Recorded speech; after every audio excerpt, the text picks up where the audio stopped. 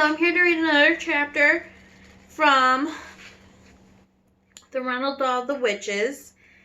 When we left off, the main character had met up with his grandma, and they had decided that they were going to break into the witch's hotel room and steal the magic elixir in an attempt to put the potion in the witches and turn them into mice. So, let's see if he can get in.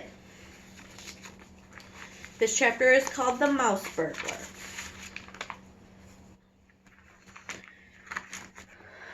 My grandmother hustled me back into my own bedroom and out on the balcony. "Are you ready?" she asked. "I'm going to put you in a sock now." "I hope I can manage this," I said. "I am only a little mouse." "You'll manage," she said. "Good luck, my darling." She popped me into a sock and stared, lowering me over the balcony. I crouched inside the sock and held my breath. Though through the stitches, I could see out quite clearly. Miles below me, the children playing on the beach were the size of beetles. The sock started swinging in the breeze. I looked up and saw my grandmother's head sticking out over the railings of the balcony above. "You're nearly there," she called out. "Here we go. Gently does it. You're down." I felt slightly bump. "In you go." My grandmother was shouting, "Hurry, hurry, hurry. Search the room." I jumped out of the sock and went into the Grand Witch's bedroom. And there was the same musty smell, the place I had noticed in the ballroom. It was a stench of witches. It reminded me of the smell inside a men's public lavatory in our local railway station. As far as I could see, the room was tidy enough. There was no sign anywhere of inhabited by anyone but an ordinary person. Then there wouldn't be, would there? No witch would be stupid enough to leave anything suspicious lying around the hotel maid to see. Suddenly I saw a frog jumping across the carpet and disappearing under the bed. I jumped myself. "Hurry up," came my grandmother's voice from somewhere high up outside. "Grab the stuff and get out." I started skittering around, trying to search the room. This wasn't so easy. I couldn't, for example, open any of the drawers. I couldn't open the doors. There was a big wardrobe either. I stopped skittering about, and I saw in the middle of the floor and had to think. If a grand high witch wanted to hide something top secret, where would she put it? Certainly not in any ordinary drawer. Not in the wardrobe either. It was too obvious. I jumped up on the bed and to get a better view of the room. Hey, I thought, what about under the mattress? Very carefully, I lowered myself over to the edge of the bed, wormed my way underneath the mattress. I had to push forward hard to make any headway. There's a picture of the grandmother lowering the mouse into the hotel room. But I kept at it. I couldn't see a thing. I was scrabbling about under the mattress when my head suddenly bumped against something hard inside the mattress above me. I reached up and felt it. It was my paw. I felt it with my paw. Could it be a little bottle? It was a little bottle. I could trace the shape through the cloth of the mattress, and right alongside it, I felt another hard lump, another and another. The grand head witch must have slipped under the mattress and put the bottles inside, and then sewed it up all again. I began tearing away frantically the mattress cloth above my head with my teeth. My front teeth were extremely sharp, and it didn't take me long to make a small hole. I climbed in the hole, grabbed the bottle by the neck, pushed it down through the hole in the mattress, climbed out after it, walking backwards, dragging the bottle behind me.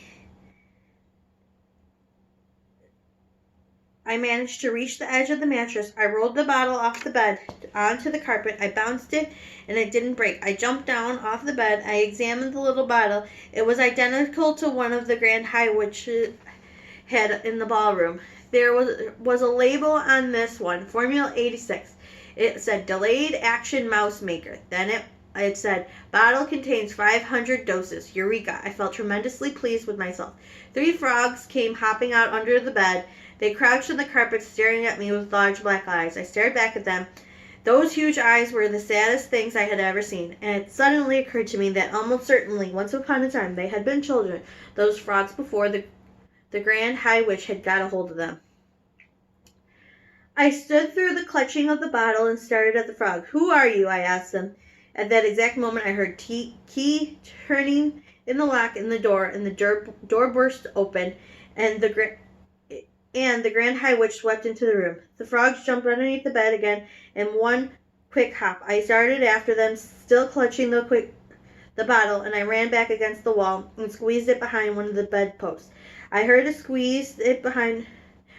feet walking in the carpet. I peered around the bed. The three frogs were clustered together under the middle of the bed. Frogs cannot hide like mice. They cannot run like mice either, and they can do poor things is to hop about rather clumsily. Suddenly, the Grand High Witch's face came into view, peering under the bed. I popped my head back behind the bedpost. "So there you are, my little froggers," I heard her say. "You can stay where you are until I go to bed tonight. Then I shall throw you out the window, and the seagull can have you for supper." Suddenly, very loud and clear, came the sound of a grandmother's voice through the open door. "Hurry up, my darling," it shouted. "Do hurry up. You better come out quickly." "Who is calling?" snapped the Grand High Witch. I peeped around the bedpost against and saw her walking across the carpet balcony. "Who is this on my balcony?" she muttered. "Who is it? Who dares trespass on the balcony?" She went through the door and the balcony itself. "What is the knitting wool hanging down here?" I heard her say. "Oh, hello," came my grandmother's voice. "I dropped my knitting over the balcony. My mistake, but it's all right. I got a hold of one end of it. I can pull it up myself. Thank you all the same." I marveled at the coolness of her voice. "Oh, you were talking to just now. Who were you talking to just now?" snapped the Grand High Witch. "Who were you telling to hurry up and come out quickly?" "I was talking to my little grandson," I heard my grandmother say. "He's been in the bathroom for hours, and it's time for him to come out. He sits there reading books and forgets completely where he is." "Do you have any children, my dear?" "Oh, I do not," shouted the Grand High Witch, and she came quickly back to the bedroom, slamming the balcony door behind her. I was cooked. My escape route was closed. I was shut in the room with the Grand High Witch and the three terrified frogs. I was just as terrified as the frogs. I was quite sure that if I was spotted, I would be caught and thrown out over the balcony for the seagulls. There came a knock on the bedroom door. "What is that time?" shouted the Grand High Witch. "It is an ancient one," said a meek voice from behind the door. "It is 6 o'clock, and we have come to collect the bottles that you promised us." "Oh, your grandness." I saw her crossing the carpet towards the door. So there's the witch looking under the bed.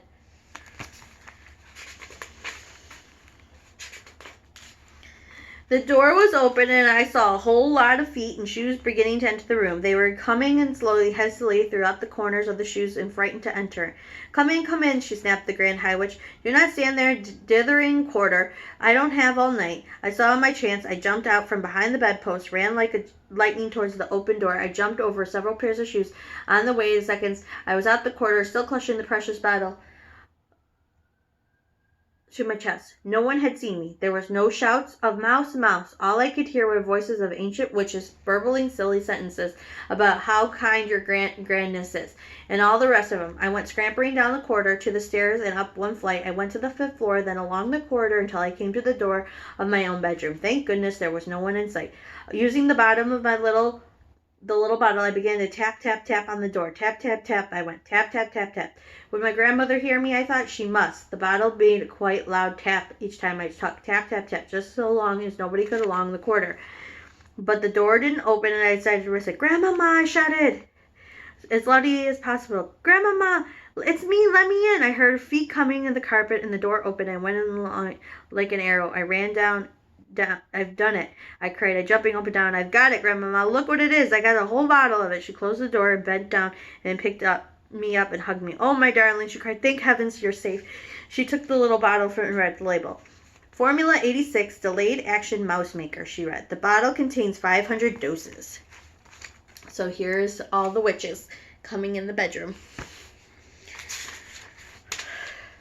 "You're brilliant, darling boy. You're a wonder, and you're a marvel.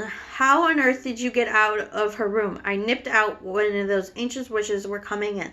I told her I was all a bit hairy, Grandmama. I wouldn't want to do it again. I saw her too, my grandmother said. I know you did, Grandmama. I heard you talking to each other. Didn't you think she was absolutely foul? She's a murderer, my grandmother said. She is the most evil woman in the entire world. Did you see her mask? It's amazing, my grandmother said. It looks like a real face. Even though I knew it was a mask, I still couldn't tell. Oh, my darling, she cried, giving me a hug. I thought I'd never see you again. I'm so happy you got away. So tomorrow we'll read the chapter, Mr. and Mrs. Jenkins Meet Bruno. So, I hope you're enjoying this story. I will talk to you guys later. Mwah.